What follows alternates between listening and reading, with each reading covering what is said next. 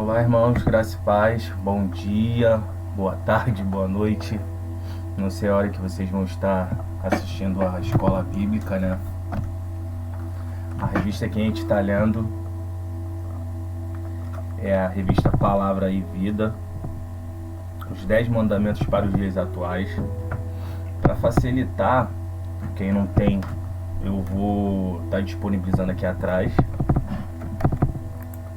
Eu vou estar me diminuindo, vou colocar aqui do outro lado, baixinho, para todo mundo conseguir assistir e ler o conteúdo.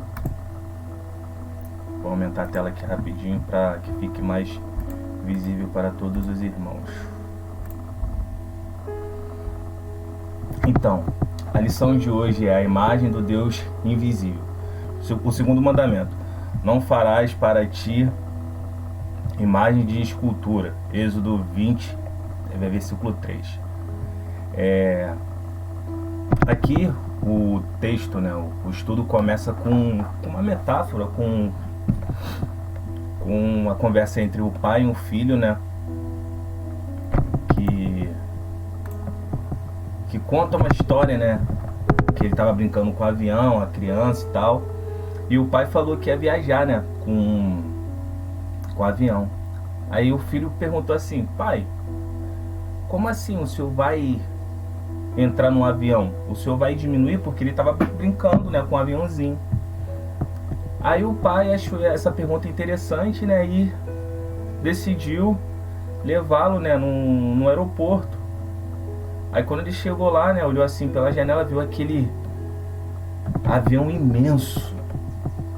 Aí a criança ficou, né, vislumbrada com aquele tamanho todo. Porém, mesmo assim ele falou: pai, o senhor vai ter que reduzir para entrar naquele avião?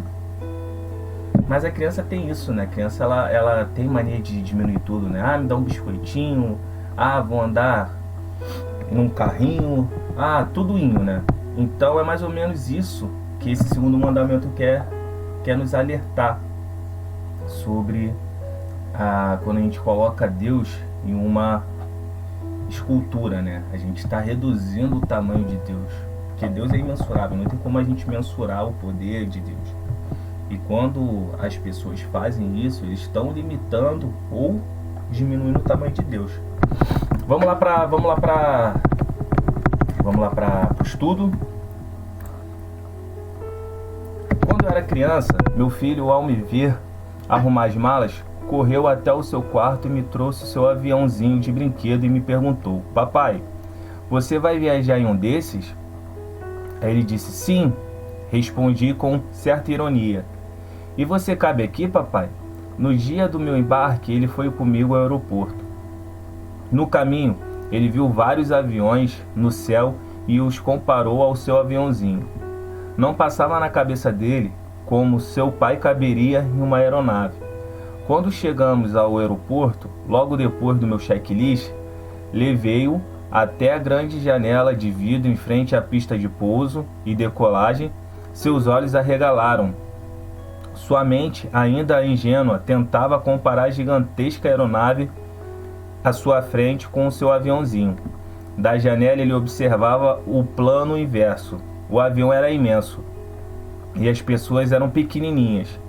Foi então que ele fez uma pergunta que nunca esqueci: pai, você vai encolher para entrar dentro do avião? Não cabe na mente das crianças a dimensão das grandezas, por isso elas tendem a reduzir o tamanho de quase tudo. Segundo mandamento é um alerta às mentes dos adultos que insistem em raciocinar como as das crianças. Este mandamento impede o homem esculpir ídolos ou fazer imagens para representar a Deus. A proibição é óbvia. Qualquer tentativa de esculpir Deus em madeira, gesso, latão, ainda que bem adornados, com o mais raro metal deste mundo, o artesão apenas estará reduzindo o tamanho de Deus, comparando-o à dimensão humana. Meu filho, ao se aproximar da aeronave, descobriu a sua grandeza e seguramente pôde perceber que a imagem de seu aviãozinho, em nada representava o que seus olhos estavam testemunhando. O segundo mandamento é uma advertência do Criador. Se você idolatra a imagem, mesmo que a intenção seja de que esta se assemelhe a Deus, você incorrerá em grande pecado, pois a imagem é morta, e o Deus a qual servimos é vivo. Quanto mais distante de Deus, mais reduzimos o seu esplendor. Quanto mais perto de Deus, mais observamos e tememos a sua grandeza. Ou seja, essa primeira parte aqui, ela é muito interessante porque a gente só tem a noção da grandeza de Deus e sua magnitude quando a gente está em contato direto com Ele, quando a gente tem intimidade, quando a gente tem uma vida de oração, quando a gente tem uma vida de estudo da Bíblia, porque como a gente vai lendo, a gente vai vendo como Deus é maravilhoso, como sua palavra ela é perfeita, como tudo que Deus faz é perfeito. Então, nós, seres humanos, a gente tem mania de querer limitar o poder e a ação de Deus em nossas vidas, né? Exemplo, vou usar um exemplo aqui bobo, mas é a verdade. Quando você está sentindo dor de cabeça, a primeira coisa que você faz é o quê? Uns tomam remédio, outros tomam café. Enfim, não. A primeira coisa que a gente tem que fazer é orar, porque o Deus que cura uma dor de cabeça é um que cura um câncer, que vai curar o coronavírus em nome de Jesus, vai acabar com esse vírus maldito. Mas assim, a primeira coisa que a gente tem que fazer é orar a Deus. Não, mas muitas das vezes a gente quer fazer, não, vou tomar um remedinho, vou tomar um café e essas coisas. Então vamos lá, prosseguindo. Tópico 1. Por que o homem tenta fazer esculturas e contraria o segundo mandamento? A idolatria a imagens é mais antiga que a adoração ao próprio Deus. O homem sempre encontrou prazer neste tipo de veneração. O apóstolo Paulo já advertia sobre tal pecado em Romanos 1, 21, 23. Onde os homens insanos estariam trocando a glória do Deus imortal por imagens mortas. O profeta Isaías esclarece que o segundo mandamento adverte que Deus é irrepresentável, pois nenhum símbolo ou imagem o representa. Isaías 42:8. Eu vou ficar deixando os versículos aqui embaixo para os irmãos lerem, tá bom? Quem se relaciona com imagens e escultura tem relacionamentos superficiais. Deus quer de nós um relacionamento profundo. Israel fez para si um bezerro de ouro. Esqueceram o que Deus lhe fizera, libertando-os da garra do Egito. Além lhes de abrir o mar vermelho. No século XVIII surge o movimento iconoclasta, movimento dedicado à destruição de imagens. As imagens, ícones e pinturas foram apagadas nas igrejas, em especial no Oriente. Entretanto, no segundo concílio de Nicéia, em 787 d.C., onde foram realizados o sétimo concílio ecumênico, tornou-se legítimo a veneração de imagens de santo católico romano e declarou herético todo o movimento iconoclasta. A partir desta data, não apenas a idolatria à imagem, mas cresceu a veneração às relíquias chamadas de sagrada. A igreja de Constantinopla, atual Istambul, dizia possuir a cabeça de João Batista e o corpo de Estevão, primeiro mártir, o que lhes garantia a proteção da cidade.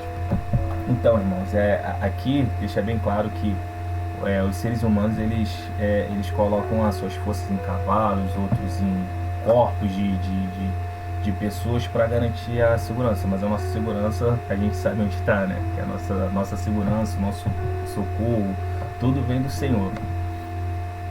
Vamos lá, agora a gente vai falar um pouco sobre a Reforma Protestante, que diz assim: a Reforma Protestante em 1517 tem como uma das suas prerrogativas o cumprimento do segundo mandamento, ainda que na paróquia de Lutero, como em algumas luteranas, nos dias atuais existem pinturas que registrem cenas bíblicas, embora quase nenhuma imagem. Calvino afirma, citando Gregório, que as imagens são para incultos e que imagens e esculturas que tentam representar Deus são mentiras e vaidades humanas.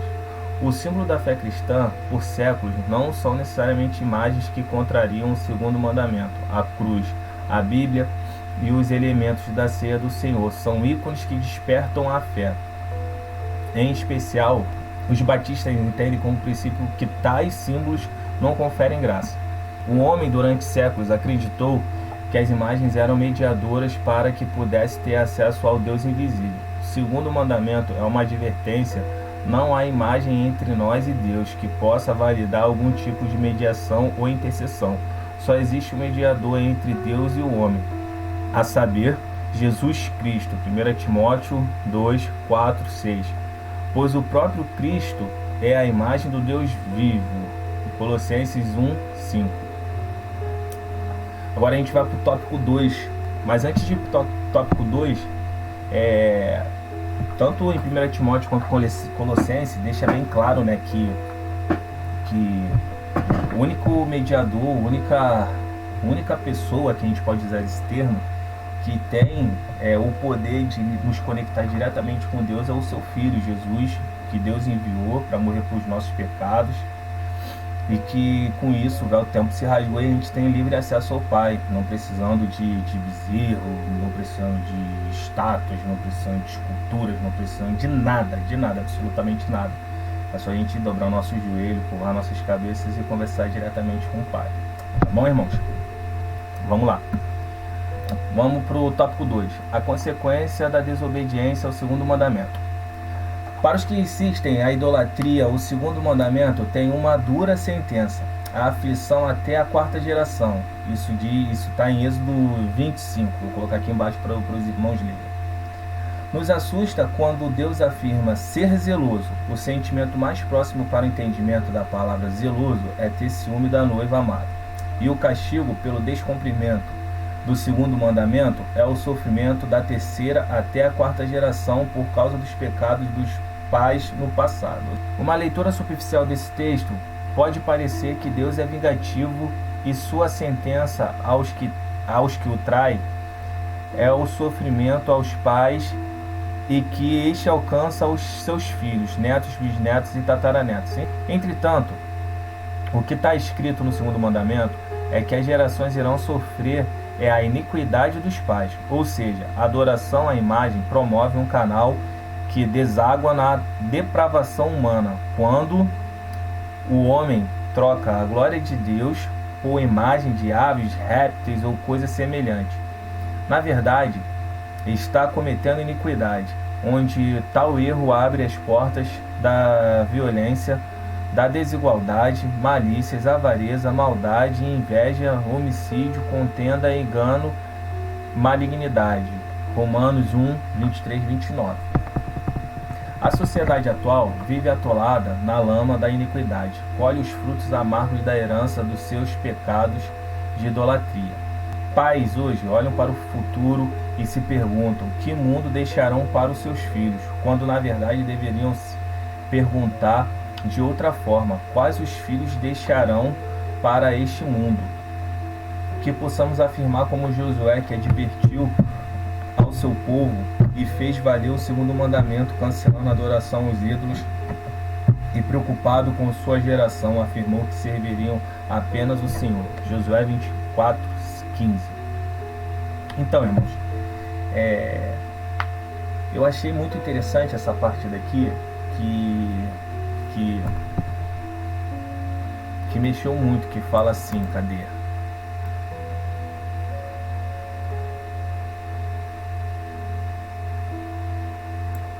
Pais hoje olham para o futuro e se perguntam que mundo deixarão para os seus filhos, quando na verdade deveriam se perguntar de outra forma: quais filhos deixarão para este mundo? Então, irmãos, no dia de hoje é muito complicado, porque a gente acha, que mundo, a gente quer trazer muita responsabilidade pra gente, que mundo a gente vai deixar para meus filhos, mas na verdade a gente tem que fazer o contrário, a gente tem que preparar os nossos filhos, os nossos entes queridos, da melhor forma para o mundo, porque a Bíblia já diz, né, que o mundo jaz do maligno. Então, se ele tiver uma boa instrução, tiver um bom ensinamento, se o caminho dele for correto, se ele for ensinado todas as coisas certinhas, dificilmente ele fará coisa errada lá na frente, dificilmente ele adorará o Cristo de Deus, entendeu? Até estou com a camisa dos embaixadores do rei aqui. Um dos nossos dilemas é construir meninos para não remendar homens. E esse é o nosso objetivo. Esse é o objetivo de quem conhece a palavra de Deus, de quem quer o melhor para o seu filho, quem quer o melhor para as crianças. Então, esse é um tópico que eu achei muito interessante. Vamos lá, prosseguir. 3. Benefício aos que adoram apenas a Deus. O segundo mandamento pode ser resumido como uma ordem contra toda e qualquer profanação e tentativa de representar a imagem de Deus, seja por escultura ou pintura, e pois tais criar um acesso ao Criador. Nosso relacionamento com Deus sempre foi parte do princípio da causa e efeito. Por isso, o salário do pecado, causa, é a morte, o efeito. Entretanto, servimos ao Deus que é perfeito em amor. Sabemos que Ele é justo, mas também é amor.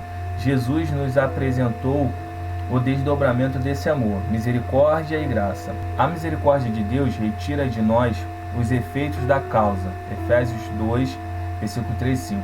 A graça nos presenteia com favores de Deus, ainda que não sejamos merecedores. A misericórdia retira de nós o castigo que merecemos. Então, a gente até comenta muito, a gente conversa muito com o pastor lá no PGM dos jovens, porque a gente conversa bastante em relação, porque teve muita gente que, desculpa o termo, banalizou a graça, né? Utiliza a graça como justificativa para você poder fazer todas as coisas erradas desse mundo. Ou seja, eu posso...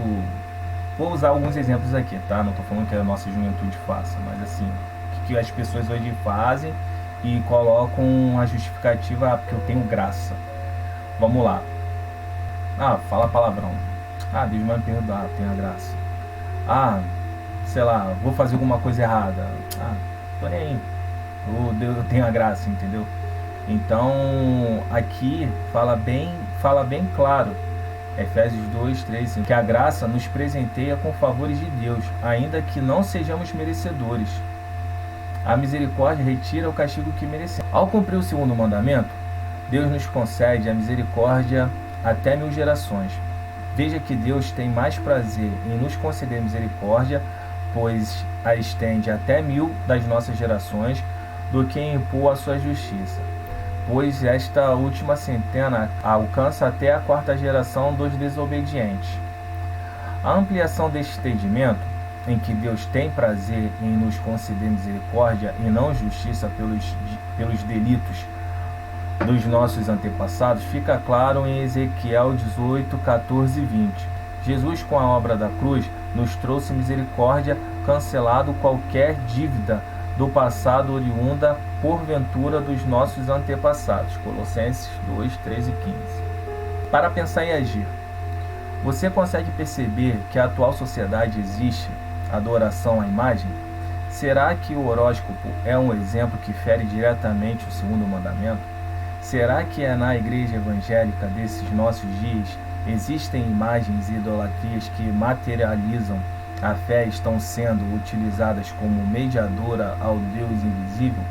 Se segundo mandamento nos adverte a não adorar a Deus através de imagens e tampouco por elas produzir um acesso a Deus, qual seria a forma correta de adorar ao Senhor?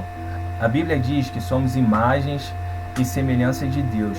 Nem por isso podemos cometer a autoidolatria. Deus nos dotou de capacidade criativa e de liderança, pois somos capazes de raciocinar, analisar, planejar e visualizar o futuro. Nós criamos literatura, arte, músicas e poesia. Nós somos, de certa forma, muito limitadamente semelhantes a Deus, mas em outras áreas, nós, como humanidade, estamos longe de ser como Ele. Nosso caráter tende à fraqueza. Não o amamos como Deus ama.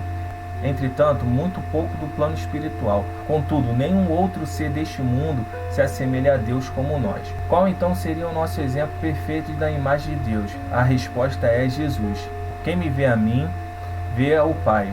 João 14, 19. E diz que devemos buscar essa mesma semelhança em Romanos 8, 29, se Cristo é a imagem do Deus vivo, nós, igual a Cristo, refletimos a imagem do Deus vivo. Como isso se dará? A resposta está em 1 Coríntios 15, 50, 53 e 1 João 3, 2. Então, irmãos, aqui eu só vou resumir um pouco, tá? Porque, na verdade, mais eu li, né? Para os irmãos terem, quem não teve oportunidade de ter acesso à revista, então eu fiz uma leitura aqui, Desculpa a minha lerdeza que eu tô gravando esse vídeo aqui, acho que 7 horas da manhã. Tô gravando 7 horas da manhã antes de começar o meu trabalho, porque a nossa vida de jovem é um pouco corrida, né? É trabalho, é faculdade, ainda vai ter mais vídeo da igreja para editar, então peço compreensão dos irmãos. Mas então vou fazer um breve resumo aqui em relação ao segundo mandamento, né? Que o segundo mandamento é não farás para ti imagem de esculturas. Então, irmãos, o que acontece? A gente, muitas das vezes, foi até o pastor, ele falou, né, isso sobre domingo, precisamente à noite. Ele falou que muitas das vezes nós, né, protestantes, evangélicos, a gente não tem adorado a imagens, mas a gente tem adorado a programas de TV, a gente tem adorado a Big Brother, a gente tem adorado o time de futebol, a gente tem adorado entre tantas outras coisas. Porém, no texto deixa bem claro aqui que a gente não pode fazer esse tipo de adoração, entendeu, irmão? Muitas das vezes, eu falei só das coisas seculares, tá? Muitas vezes em nosso meio também a gente adora mais um pregador do que próprio Deus. A gente adora mais certos cantores do que o próprio Deus. A gente fala que só sente a presença de Deus quando a gente escuta certos tipos de música, como se Deus não tivesse nas outras músicas, entendeu? Então, assim, é muito complicado, porque sem perceber esse mandamento o não cumprimento desse mandamento está inserido em nosso meio, né? A gente acha que só pelo fato de ter uma imagem, a gente não adorar uma imagem, a gente não está cometendo esse erro, né? Mas muitas das vezes a gente adora, entre tantas outras coisas, entendeu? A roupa que a gente usa, o celular que a gente tem, entendeu? O tanto de seguidores que a gente começa a se achar, entendeu? Então não é bem assim.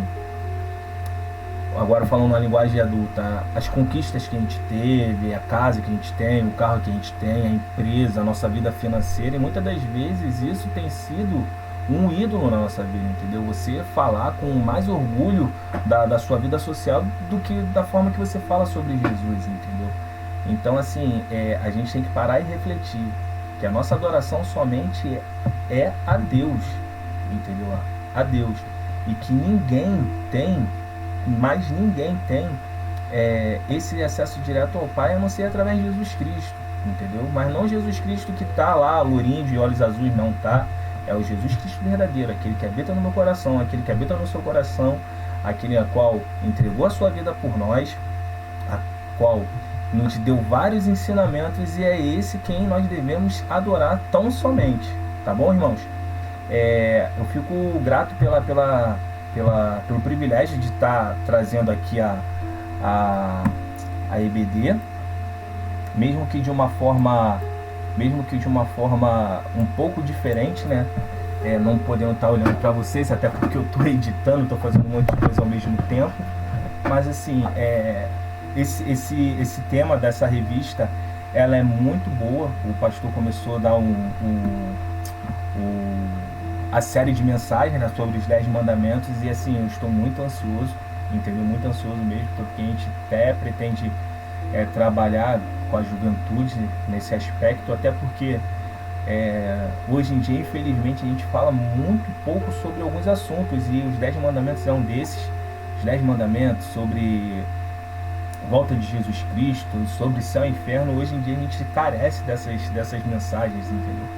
Então eu achei muito bom esse tópico, esse tema, e que Deus continue abençoando nossas vidas, tá bom, irmãos? E assim, obrigado aí pela paciência, pela compreensão dos irmãos, e que eu possa ter passado de uma forma bem tranquila para os irmãos, e o entendimento que, da mesma forma que aquele garotinho fez no início do vídeo, nós fazemos ao tentar limitar o poder de Deus, a sua grandeza, no lugar de orar a Ele, a gente toma um remédio, ao de, sei lá, tá passando necessidade de pedir ajuda a alguém, a gente orar a Deus, entendeu? Então, que Deus seja o nosso refúgio, nossa fortaleza, socorro bem presente em todos os momentos, Amém, irmãos? Então fiquem com Deus e até a próxima se eu tiver convite, tá bom? Abraço!